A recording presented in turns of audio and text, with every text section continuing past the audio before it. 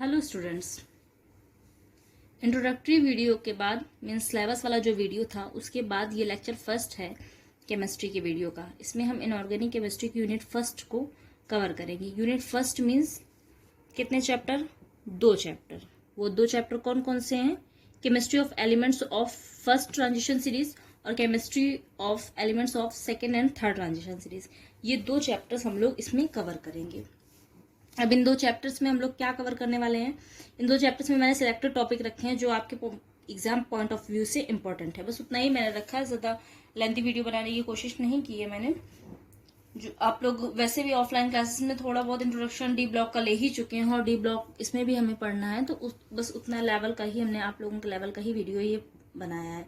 इसमें कौन कौन से टॉपिक हैं? अगर हम बात करें यूनिट फर्स्ट में फर्स्ट चैप्टर यानी chemistry of elements of first transition series, अगर इसकी हम बात करें तो इसमें मैंने रखा हुआ है transition elements, general characteristics of D block elements, coordination number, complexes formed by first transition series elements, typical and non typical transition elements, difference between the chemistry of typical and non typical transition elements. इसमें मैंने 2 question भी डाले हैं। जो 2 question मैंने डाले हैं ये मुझे लगता है कि ये इंपॉर्टेंट है, और अगर इंपॉर्टेंट नहीं भी है मान लीजिए तो ये क्वेश्चन आपको पता होना चाहिए कि इसके आंसर क्या है। इनमें से एक क्वेश्चन है कि आपका VOSO4 वेनाडाइल सल्फेट पैरामैग्नेटिक क्यों होता है? Why are VOSO4 is paramagnetic? And second one is why do transition element show variable valency? जो ट्रांजिशन एलिमेंट है ये वेरिएबल वैलेंसी क्यों शो करते हैं? तो हम आ जाते हैं अपने chemistry of elements of first transition series में, यानी अपने फर्स्ट चैप्टर में। इसमें फर्स्ट क्या है? Transition elements. ट्रांजिशन एलिमेंट्स क्या होते हैं? ट्रांजिशन एलिमेंट्स मींस हिंदी में बात करें तो इनको हम बोलते हैं संक्रमण तत्व। और ट्रांजिशन एलिमेंट्स होते क्या हैं? ऐसे एलिमेंट्स या जिन तत्वों के परमाणुओं या आयनों की N-1 कक्षक अपूर्ण होती है, उन तत्वों को हम संक्रमण तत्व कहते हैं, ट्रांजिशन एलिमेंट कहते हैं। Elements placed in between the S block and P block elements of the periodic table are known as transition elements और D block elements। मतलब जो S और P ब्लॉक के बीच में जो एलिमेंट्स है D ब्लॉक, बीच में जो ब्लॉक है वो D ब्लॉक है, और उसके एलिमेंट्स को हम लोग ट्रांजिशन एलिमेंट्स बोलते हैं। स्टार्टिंग में जो आपका है वीडियो, जो स्टार्टिंग की स्लाइड है, चलिए मैं दिखा देती हूँ स्टार्टिंग की स्लाइड आपकी।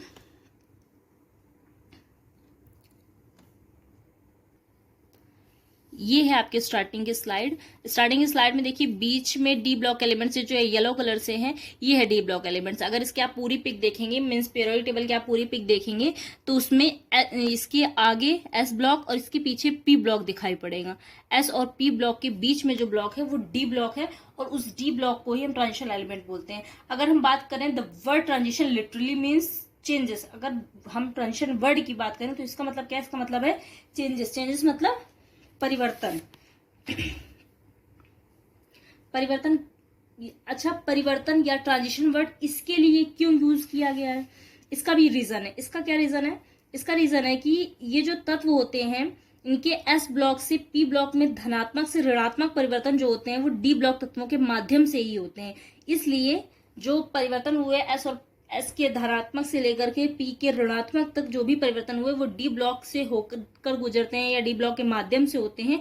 इसलिए इनको हम लोग संक्रमण तत्व कहते हैं, क्योंकि ये जो परिवर्तन है ये किसके द्वारा है? डी ब्लॉक के द्वारा। और ट्रांजिशन का मीन्स भी परिवर्तन होता है, चेंजेस होता है, इसलिए हम लोग इसको क्या बोलते हैं?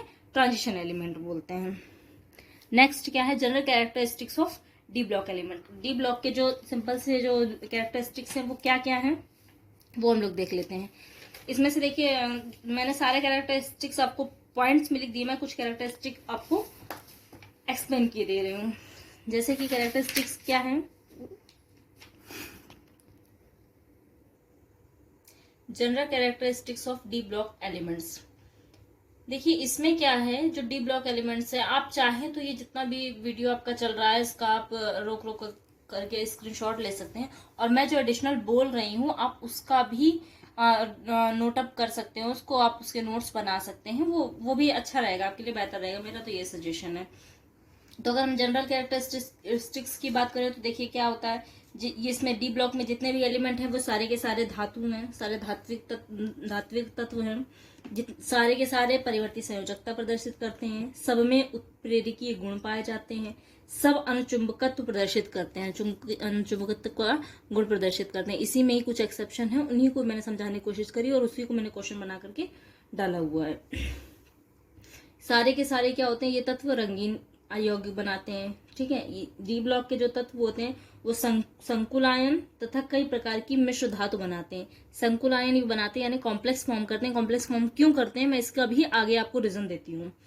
ठीक है, नेक्स्ट क्या है, ये अंतरावकाशी यौगिक बनाते हैं। इन तत्वों का आचरण आदर्श धातुओं की तरह होता है। ठीक है, अब इसमें क्या है, कुछ दिया हुआ मेटेलिक कैरेक्टर, जैसे मेटेलिक कैरेक्टर दिया, मैंने बता ही दिया कि सारे जितने भी होते हैं वो सारे डी ब्लॉक एलिमेंट्स के जितने भी तत्व हैं वो सारे के सारे क्या है, धातु हैं, केवल मरकरी को छोड़कर। मरकरी के अतिरिक्त सभी संक्रमण तत्व ठोस धातु हैं। ठीक है, नेक्स्ट क्या है, next high melting boiling point, ये मेल्टिंग बॉइलिंग पॉइंट हाई होते हैं। अगर मैं बात करूं आयनाइजेशन पोटेंशियल की, तो आयनाइजेशन पोटेंशियल क्या होता है, कोई भी संक्रमण श्रेणी हो, इसमें संक्रमण श्रेणी में 4 संक्रमण श्रेणी आपको दी जाएंगी, 3D 4D 5D 6D।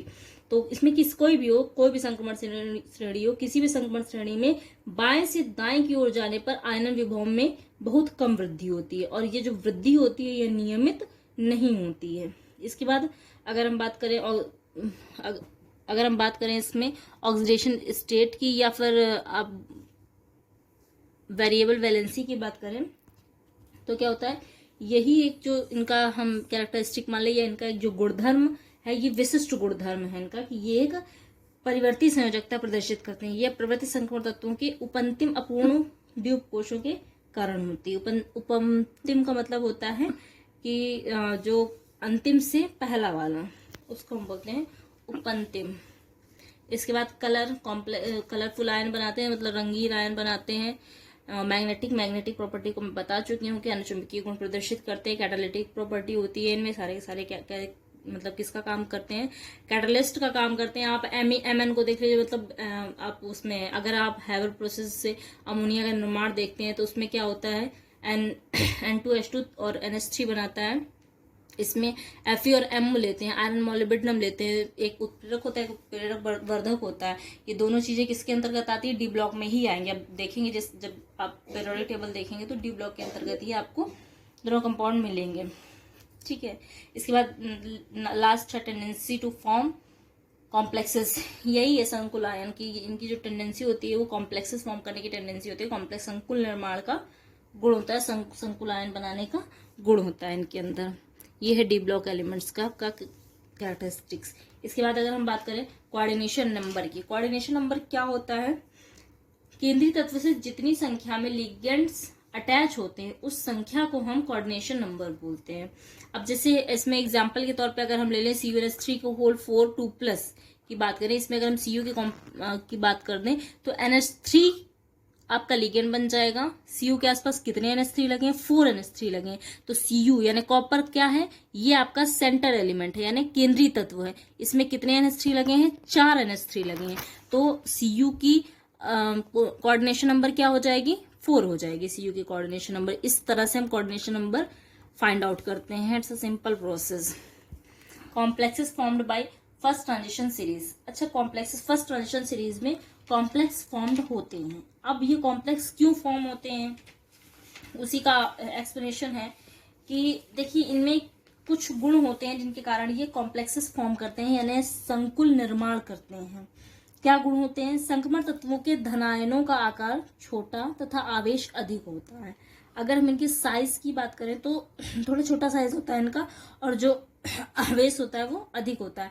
इसी के कारण ये लिगेंड से इलेक्ट्रॉन आसानी से ग्रहण कर लेते हैं और कॉम्प्लेक्स फॉर्म कर देते हैं।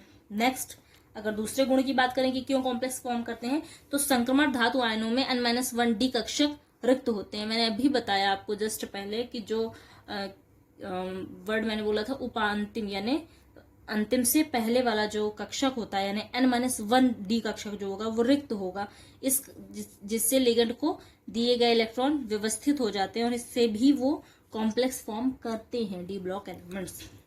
ये तत्व जो डी ब्लॉक एलिमेंट्स होते हैं ये विभिन्न ऑक्सीकरण अवस्थाएं प्रदर्शित करते हैं, जिसके कारण भी ये कॉम्प्लेक्स निर्माण कर सकते हैं।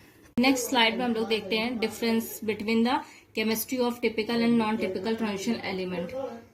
देखिए जो डिफरेंसेस हैं टिपिकल नॉन टिपिकल एलिमेंट्स के, ये जानने से पहले आपको ये पता होना चाहिए कि टिपिकल और नॉन टिपिकल एलिमेंट्स क्या होते हैं। ये मैंने शो नहीं किया क्योंकि मुझे मतलब डेफिनेशन से ज्यादा डिफरेंसेस पूछे जाते हैं। तो डेफिनेशन क्या होती है वो मैं बोले दे रही हूँ, आप लोग नोट डाउन कर सकते हैं इसको। अगर हम टिपिकल एलिमेंट्स की बात करें तो ऐसे एलिमेंट्स होते हैं टिपिकल एलिमेंट्स जिनकी ऑक्सीडेशन स्टेट फिक्स्ड होती है, जो फिक्स्ड ऑक्सीडेशन स्टेट शो करते हैं, उनको हम बोलते हैं टिपिकल एलिमेंट्स। ठीक है, अगर डेफिनेशन की बात करें तो the elements in periodic table which have fixed oxidation state are known as typical elements. इसके बाद अगर हम बात करें नॉन टिपिकल एलिमेंट्स की, तो नॉन टिपिकल एलिमेंट्स क्या होते हैं? नॉन टिपिकल एलिमेंट्स के जो डी ऑर्बिटल होते हैं वो कंप्लीटली फिल्ड होते हैं, जैसे कि जिंक हो गया, कैडमियम हो गया, मरकरी हो गया। इनके जो डी ऑर्बिटल होते हैं वो कंप्लीटली फिल्ड होते हैं। यूं कह लें कि जो इनर ऑर्बिटल या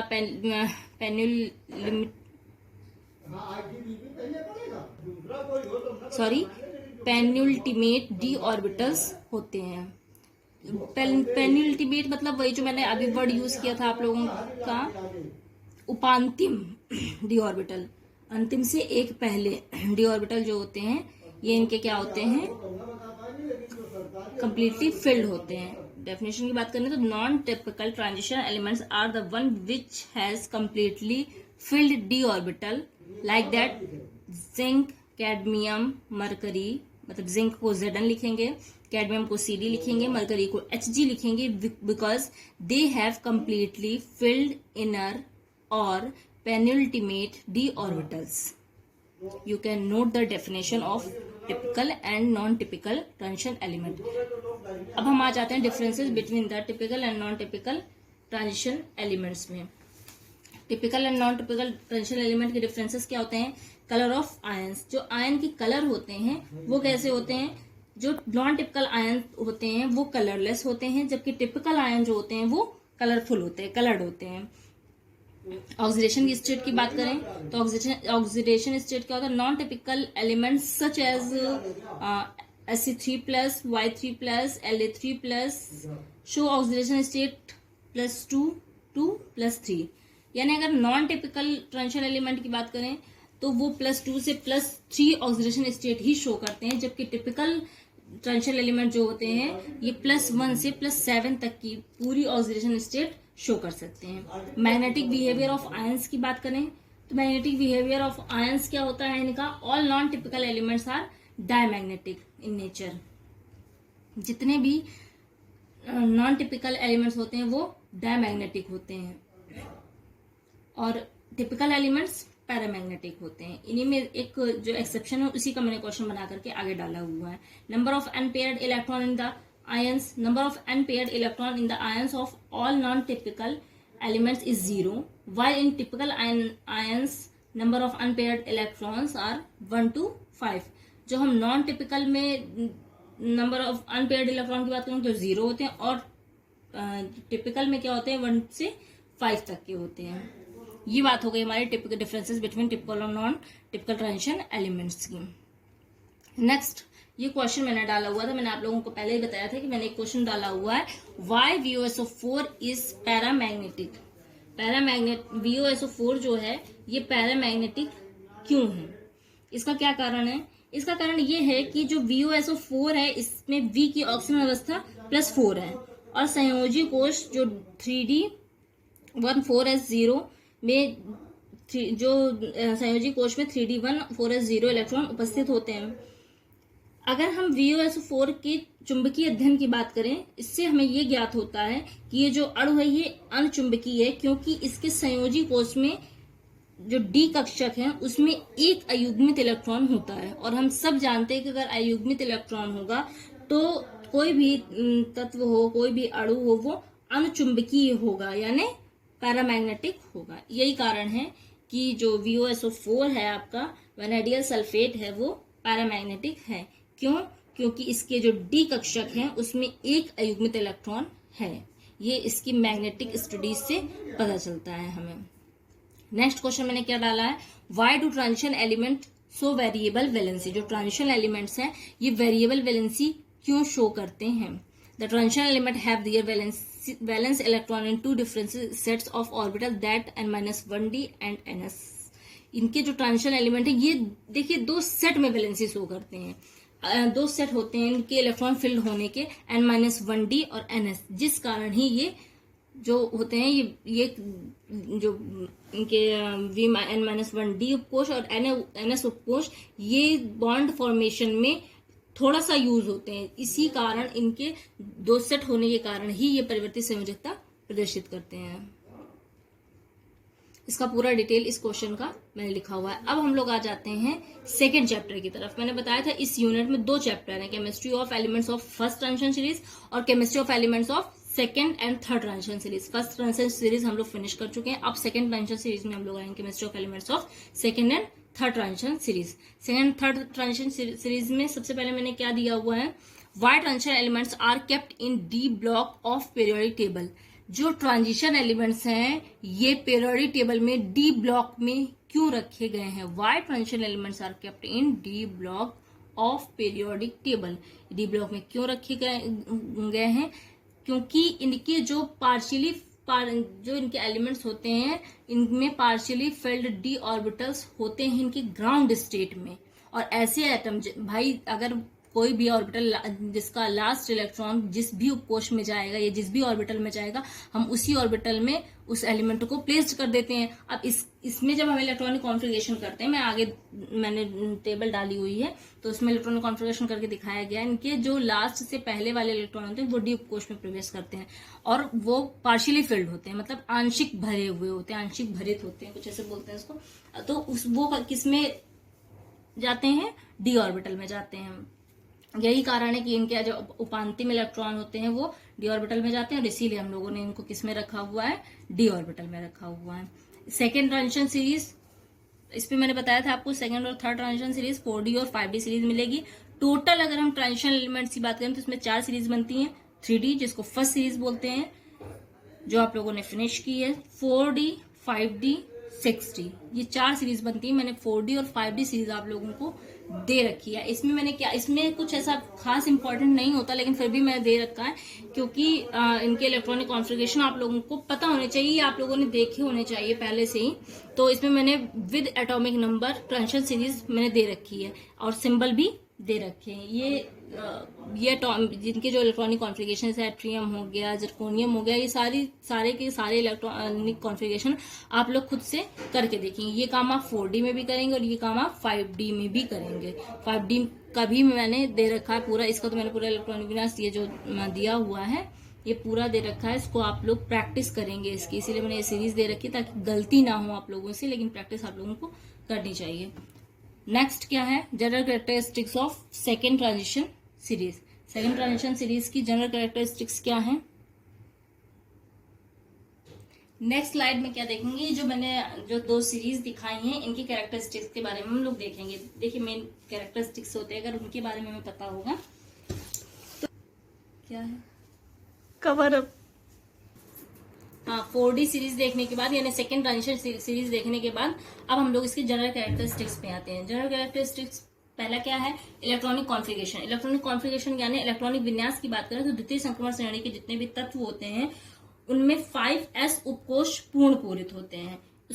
पूर्ण पूरित होने के बाद में इलेक्ट्रॉन 4D उपकोष में भरे जाते हैं, जैसा कि हमने सारणी में पूरी तरीके से दिखाया हुआ है। उसमें आप देखेंगे तो जो 5s उपकोष है वो पूर्ण भरित है और उसके जस्ट पहले के जो उपकोष है मैंने स्टार्टिंग में बताया कि पार्शियल फिल्ड होंगे। ये देखिए इसमें देखिए ये 5s उपकोष ये आपका है। 5s उपकोष पूर्ण भरित है यानी s में अधिकतम इलेक्ट्रॉन 2 रह सकते हैं। उसके जस्ट पहले के इलेक्ट्रॉन ये देखिए 4D उपकोष के जो इलेक्ट्रॉन है ये क्या है? आंशिक भरित है यानी पार्शियल फिल्ड है।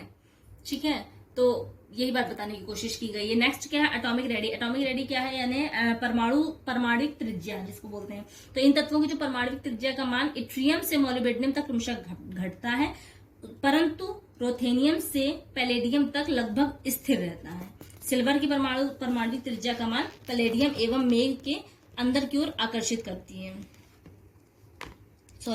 सिल्वर की परमाणविक त्रिज्या का मान पैलेडियम एवं कैडमियम की परमाणविक त्रिज्याओं के मान से अधिक होता है। इस तरह से जो अगर एटॉमिक रेडियो की बात करें तो इनमें एक ग्राफ बन करके आ जाएगा, क्योंकि इनमें क्या होता है कि जो स्टार्टिंग में होगा ट्रियम से मोलिब्डेनम तक घटेगा, फिर इसके बाद स्थिर हो जाएगा और उसके बाद फिर क्या हो जाएगा, अधिक होते हैं। जो इसके बाद के जो तत्व होंगे उनके परमाणु त्रिज्याओं के मान अधिक होंगे। नेक्स्ट क्या, आयनाइजेशन पोटेंशियल्स यानी आयनन विभव। आयनन विभव हम द्वितीय संक्रमण श्रेणी की बात कर रहे हैं, यानी 4D सीरीज की बात कर रहे हैं। इसमें क्या, द्वितीय संक्रमण श्रेणी में प्रथम आयनन विभव आवर्त सारणी की अगर हम बात करें तो बाएं से दाएं जाने पर बढ़ता है, परंतु ये वृद्धि बहुत कम होती है, मतलब नगण्य के समान होती है, जैसा कि मैंने सारणी में दिखाया भी है। और इसकी व्याख्या अगर हम लोग करें तो हम लोग ये समझ सकते हैं कि श्रेणी में बाएं से दाएं जाने पर प्रत्येक चरण में नाभिक में इकाई आवेश बढ़ता जाता है, जो 5s2 इलेक्ट्रॉनों को अधिक शक्ति से अपनी ओर आकर्षित करता है। अतः प्रत्येक चरण में आयनन विभव अधिक बढ़ना चाहिए। इसके साथ ही प्रत्येक चरण में एक इलेक्ट्रॉन 4D उपकोष में प्रवेश करता है, जो 5s2 इलेक्ट्रॉनों को नाभिक से परिरक्षित रखता है। इस प्रकार नाभिकीय आकर्षण बल इलेक्ट्रॉनों के परिरक्षण प्रभाव द्वारा उदासीन कर दिया जाता है। इसीलिए श्रेणी में बाएं से दाएं जाने पर आयनन विभव में वृद्धि जो होती है वो कम होती है। आयनन विभव आप लोग जानते हैं ना, मैंने ऑफलाइन क्लासेस में आयनन विभव के बारे में बहुत बताया है कि किसी विलगित गैसीय परमाणु के अंतिम उपकोष में से एक इलेक्ट्रॉन निकालने में जो ऊर्जा लगती है उसे हम आयनन विभव बोलते हैं। तो उसी की बात की गई है कि ये किस तरह से वर्क करता है 4D सीरीज में या सेकेंड ट्रांजिशन सीरीज में। नेक्स्ट बात आती है ऑक्सीडेशन स्टेट की। ऑक्सीडेशन स्टेट क्या होता है इसमें ऑक्सीडेशन स्टेट इस श्रेणी की जो अधिकांश तत्व होते हैं वो अपने यौगिकों में अनेक ऑक्सीकरण अवस्थाएं प्रदर्शित करते हैं, जिनको वेरिएबल वैलेंसी भी आप लोग बोलते हैं। यानी इन लोगों की जो ऑक्सीकरण अवस्थाएं होती है वो अलग अलग तरीके से हो सकती हैं। इसके बाद बात आती है चुंबकीय गुण की, यानी मैग्नेटिक प्रॉपर्टीज की। मैग्नेटिक प्रॉपर्टीज, चुंबकीय गुण, ये जो दो प्रकार के चुंबकीय गुण प्रदर्शित करते हैं 4D सीरीज, प्रतिचुंबकत्व और अनुचुंबकत्व। प्रतिचुंबकत्व और अनुचुंबकत्व, इसके बाद फिर क्या आता है कलर्ड आयन यानी रंगीन आयन। ये क्या करते हैं, संक्रमण तत्वों में N-1D उपकोष अपूर्ण होने के कारण इनके जो आयन एवं यौगिक जो होते हैं वो कैसे होते हैं, कलर्ड होते हैं। N-1D उपकोष क्या होते हैं, इनके अपूर्ण होते हैं, इसलिए ये कैसे होते हैं, कलर्ड होते हैं।